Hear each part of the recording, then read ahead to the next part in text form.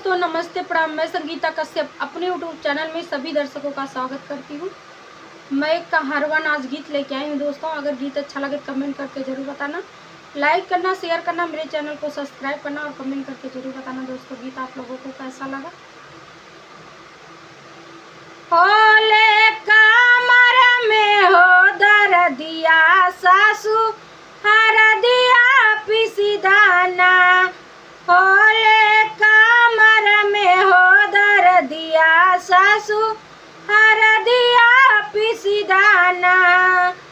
सासू हर दिया पिसी दाना, हो सासू हर दिया पिसी दाना, होले कमर में हो दर्दिया सासू हर दिया पिसी दाना, होले कमर में हो दर्दिया सासू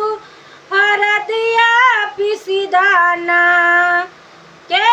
ना दियले, के ना दियले, के ना दियले ना,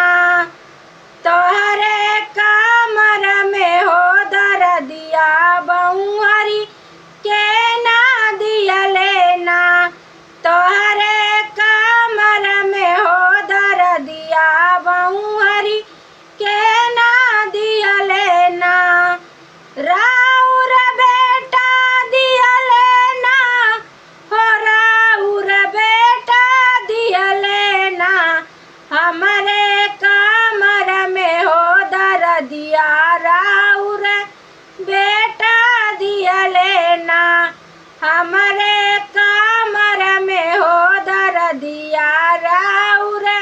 बेटा दियले ना, जटनी पीसा ना हो दर्दिया बहुत दर्दिया होला ना, जटनी पीसा ना हो हरदिया बहुत दर्दिया होला ना, बहुत दर्दिया होला ना, हो बहुत दर्दिया होला ना, जटनी पीसा ना हो हरदिया बहुत दर्दिया होला ना, जटनी पीसा ना हो हरदिया बहुत दर्दिया होला ना, के ना दियले, के ना दियले, के ना दियले ना, छोटी कमर में हो दर्दिया तोहरे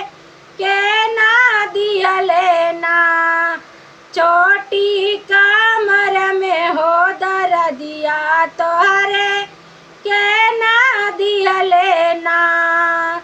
राउर देवर दियले ना, हो राउर देवर दियले ना, हमरे कमर में हो दर्दिया राउर देवर दियले ना,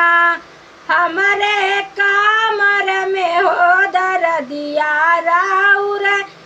देवर दियले ना, हमरे कमर में हो दर्दिया राउर देवर दियले ना, ननदो पीसा ना हो हरदिया बहुत दर्दिया होला ना,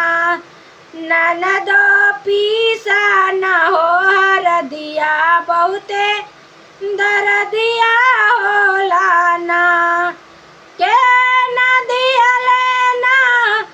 के ना दियले ना, भाभी तोहरे कमर में हो दर्दिया बोला के ना दियले ना, तोहरे कमर में हो दर्दिया भाभी के ना दियले ना, राउर भैया दियले ना, हो राउर भैया दियले ना, हमारे कमर में हो दर्दिया राउर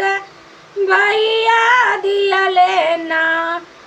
हमारे कमर में हो दर्दिया दिया राउर भैया दिया लेना हमारे कमर में हो दर दिया राउर